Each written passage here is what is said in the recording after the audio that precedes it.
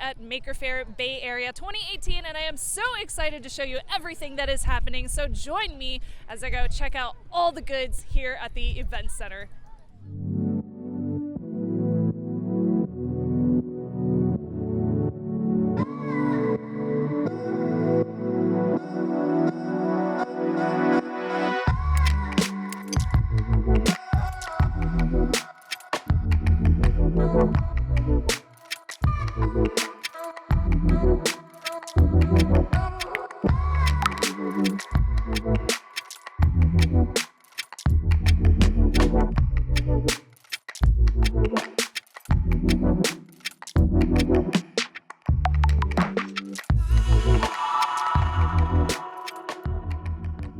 Hey everyone, Hak5 here at Maker Faire 2018 out here in the Bay Area. So excited because I'm checking out exo-bionics and Jonathan, who is the CTO as well as the co-founder, correct? That's right. So you piloted this crazy thing that we see behind us earlier, and I gotta say, this is one of those moments when I'm thinking about interview questions, and the first one that comes to mind is, why?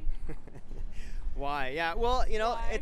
that is a very good question, and it's actually very important with this project because the machine was started, the whole project was started as an art project for Burning Man, like 12 years ago. It was conceived to make a statement about the importance of keeping humans in control of our technology, metaphorically, and also to celebrate the age-old pursuit of physical mastery and human skill. The machine has no autonomy, no gyros, no automation, so it really is a sport. It's an extension of the age-old human pursuit of sport and athletics. And speaking of sport, I noticed that it says mech racing on there, so who are you racing with this? And are there other ones out there that I just have not seen?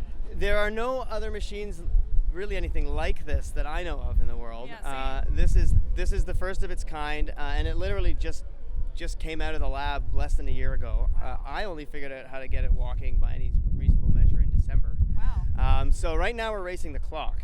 Over the next 12 months or so, our goal is to just dial in the machine, learn what it means to be a mech pilot, learn what it's capable of, learn what I'm capable of, and then eventually get to the point where my physical athletic abilities get maxed out by the technology, and then we bring in some pro athletes and let them thrash on it. Well, I am very curious about how you pilot this thing because well, from the audience, it looks a little bit scary, honestly. Were you scared, like, getting in this for the first time? It's terrifying. It's ridiculous, actually. It's kind of funny now that I've been in it for, I don't know, maybe 100 hours. Yeah. You need 10,000 hours to be an expert. Yeah, so You're getting there. there's a ways to go yet. But there's a real series of sort of barriers that you break through. The first is just climbing onto it. Yeah. And then the next is like the first time you actually move it with its own legs, and that teetering feeling is completely unnerving. That's so scary. Yeah. Just watching from far away, I'm like, oh gosh, don't fall. Yeah. It's so scary. And it falls all the time. Like those bumper bars, you can see they've seen a lot of use. Yeah, but luckily you have the bumper bars on there, so if you do fall back too far, it's going to catch you, right? Exactly, and the bumper bars are deployable, so you can bring them up to sort of get them out of the way, totally. and then you can deploy them if you happen to fall over to push yourself back up. So how do you control it? With your own limbs? Yeah, you use your entire body, so you're kind of leaned forward in a body harness, and your arms and legs are kind of dangling, and you have exoskeletal controls over all 4 of your limbs. Okay. So your inside legs, or your legs, map to its inside legs, Yeah. and your arms map to its outside legs. So the ultimate gait is like a gorilla gait. Wow. That's race mode, but I haven't got there yet. Yeah, not yet. Not yet. How fast do you want to see this thing go? Well, I mean, mech racing isn't really about speed. You'll never compete with the wheel with a leg for speed. Yeah. The theoretical engineered top speed is 30 kilometers an hour. Okay. But that would be like That's kind Olympic athlete, everything working perfectly. Don't run it through a crowd. Don't run it through a crowd. Really what I think we're going to see mech racing evolve into is more of a sport of skill and strategy. Like, I think it's going to be like American Ninja Warrior, Strongest Man kind of obstacle course with different, you know, and then you'll get different mechs, some that are better at straightaways, some are better at climbing. Is like my anime dream coming true right now. So dope. Yeah. How much does this thing weigh? This is 8,500 pounds. He could definitely go on a diet. Yeah, I mean, if you want to date the giraffe, you need to go on a diet. Yeah. I have a question for you guys. What's your question, Mr. Giraffe Man? Is your robot single? My robot is in love. My robot wants to date your robot. Well, technically this is a mech, but we're into interracial couples. He's got a nice long neck. Yeah, we have no neck? I don't know how that would work out. But we are walking machines. We come to see you. This is the first time. Solidarity. Thank you for joining us, Giraffe. Mr. Mech. I think I might Mr. squish Mech it. robot. And then you've been developing and building this for 10 years, right? Yeah. That's a long time. Yeah, the very first drawing I did was 2006. Wow. And then we started building the first prototype leg in 2010. Okay. I've sponsored like 10 student teams and taught everyone I know how to weld. And then we've developed that prototype leg at the Eat Art Foundation, Yeah. which is its charity in Vancouver. Oh, Stands for nice. Energy Awareness Through Art. And that's where you're located, Vancouver? Yeah, we're based Okay. in Vancouver. So this thing's brothers and sisters are Mondo Spider, which is like a 2,000-pound electric spider. Wow. It's here in 2009. Yeah. Titanoboa, the Guinness Book record holding Yes. world largest snake. Yes. So that was like the crazy family this thing comes from. So it's just like the big guy in the family. That's It's about a it. sweet, beautiful family of robots. Yeah. It's awesome, though. I really, really love it. One last thing, though. I want to know, how is it running on the background? Is it running off of battery? Is it a tank? What's on there? That is pure electric. It's Wow. got a 200 kilogram lithium iron phosphate 20 kilowatt hour phosphate, battery. okay. Yeah. Jeez. Yeah. And then how long does it take to recharge it? Well, it depends on the charger you can afford. Yeah, good point. The chemistry will let you charge it in as short as an hour. Oh, wow. But our charger, the onboard charger, is just a trickle charger. Really, it takes 20 hours. Yeah. We're presently cobbling together a charger that'll charge it in like a quarter that time. That's not bad. It's Yeah, not bad at all. and it's got 2 battery packs. Oh, it does? So the Okay. battery drops right out the belly, and you can swap packs in like an hour. And how in the world do you get it in this truck over here? I'm assuming you brought it in the truck? We have great time lapses of that. It's amazing. I mean, you can see it's crouched down right now, but Yeah. it can really crunch up. Looks like a bug. Oh. You pull off the bumper bars in the feet, and it literally slides in with a centimeter on each side.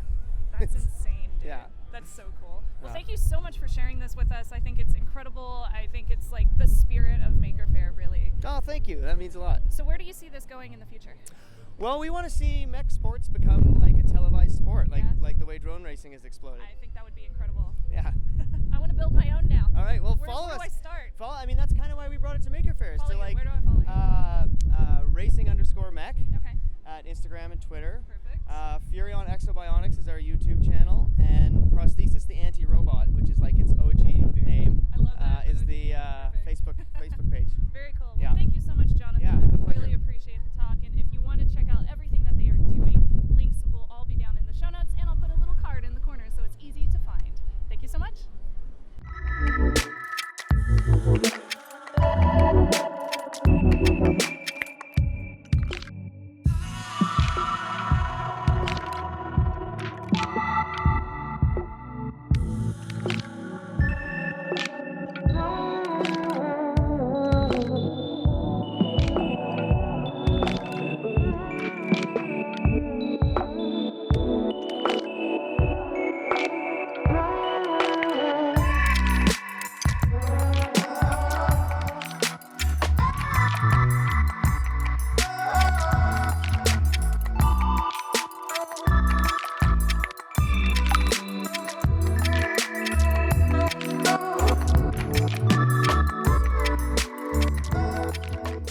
Hey everybody, Shannon from Hak5 here at Maker Faire 2018, and I am here with Sai from the BB8 Builders Club, right? Right.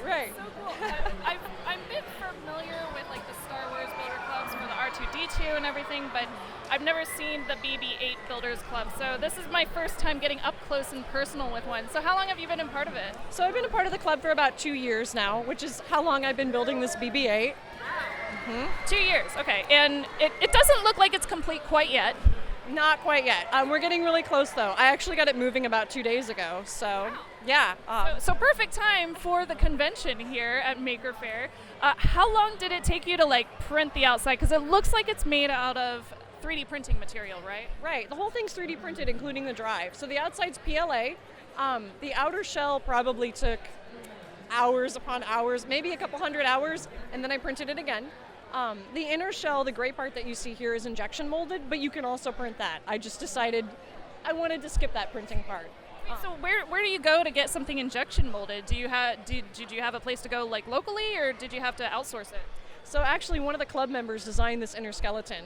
Carrie Christie designed, it's called the Carrie Sphere, and he got an order together with enough people to get the injection molding tooling and let us all buy it. So thanks to him, we've got this awesome inner sphere to work with. That is the Carrie Sphere over there. We'll get some B-roll of the Carrie Sphere for everybody out there. And what about how all of this fits together? It looks like you use screws for everything, and that makes sense because 3D printers don't have a lot of printing room, especially if you're using a home printer, right? Right, and this whole thing was printed on the Ultimaker 2 Plus, which I absolutely love, highly recommend it, but you print it in pieces, and each piece actually has these little holes inside, so you can put filament in and align them, and then you super glue them together, you fill them in with gap filler and Bondo, and hope for the best when it rolls around. Did you have any problems putting everything together on the outside as far as that is concerned?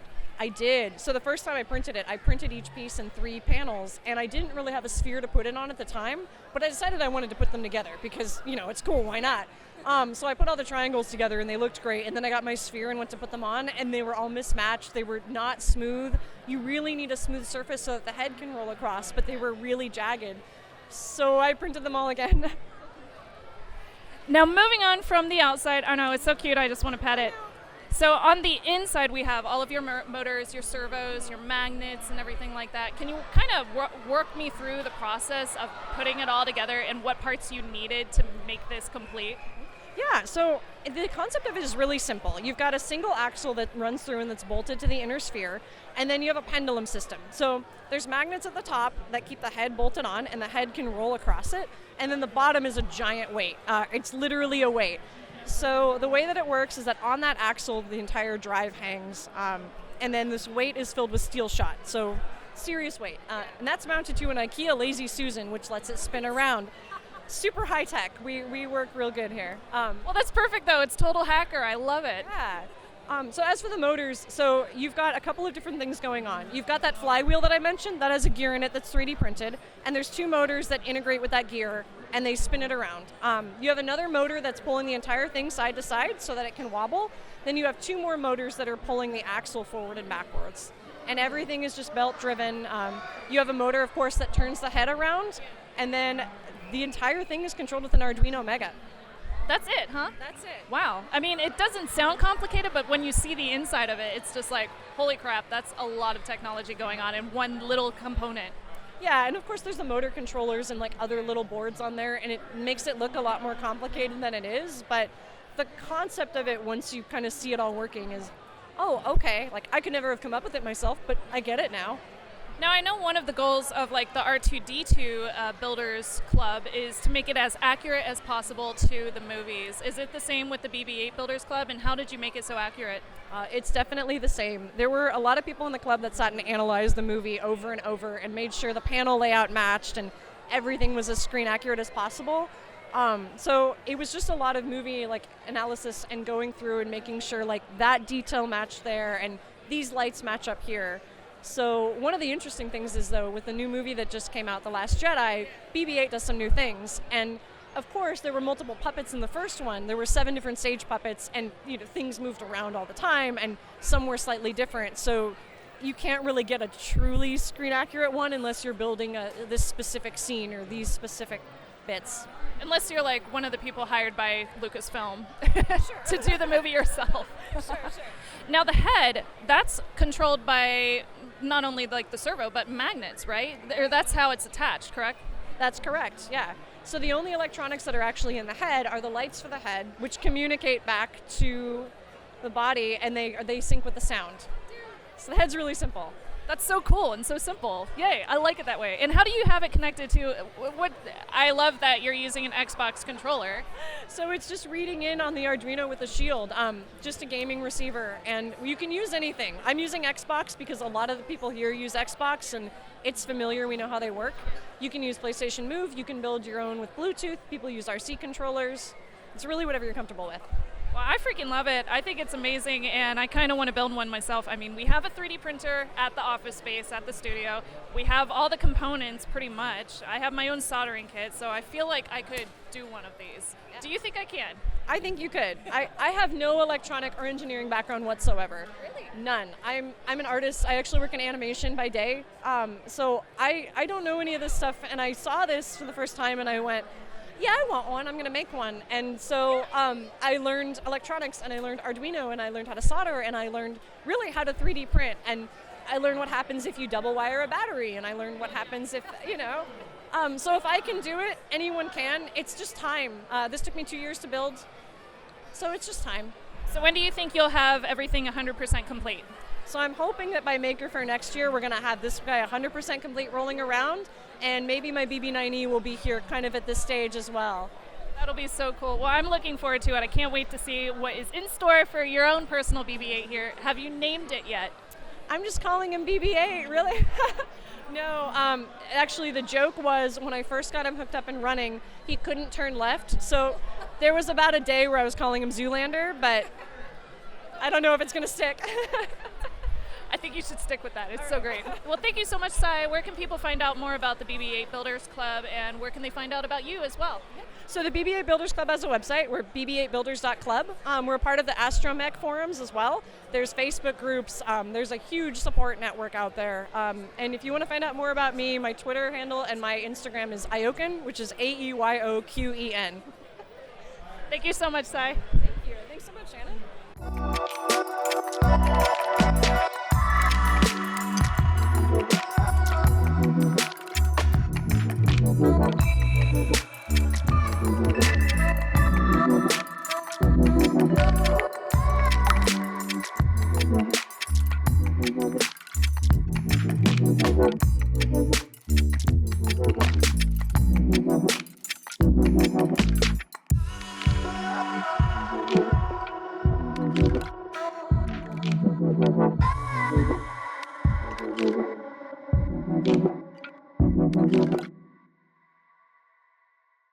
Well, that was everything for Maker Faire Bay Area 2018. I hope you enjoyed it. If you want to check out all of our coverage, definitely go over to youtube.com/Hak5 or youtube.com/techthing. That's TEK thing. And as always, you can find me on Twitter. I'm @Snubs, SNUBS. For anything else, please feel free to like, subscribe, and comment below. I'll see you next time. Bye.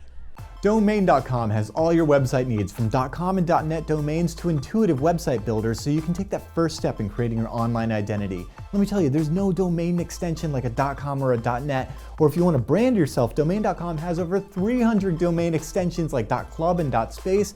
These guys are huge fans of Hak5. They're affordable, reliable. We've been using them for years. They've got all the tools you need to share your ideas with the world. And because they're such big fans, they are hooking you up with 15% off their already affordable prices. So get domain names and web hosting and email, and just be sure to use that coupon code HAK5. So when you think domain names, think Domain.com.